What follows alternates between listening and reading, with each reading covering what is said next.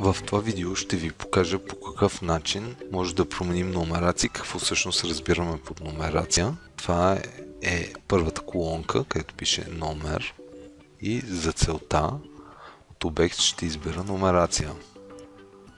Сега ще запиша нека запишем P.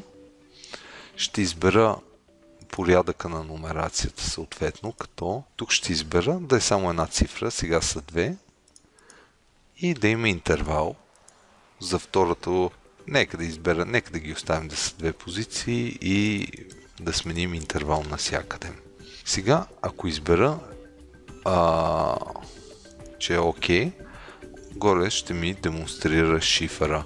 Това P бих могъл да го махна и да видим по какъв начин пак ще излезе шифъра. Сега може да го върнем на 2 и когато изберем приеми, ще видим по какъв начин се промени цялата номерация на сметката.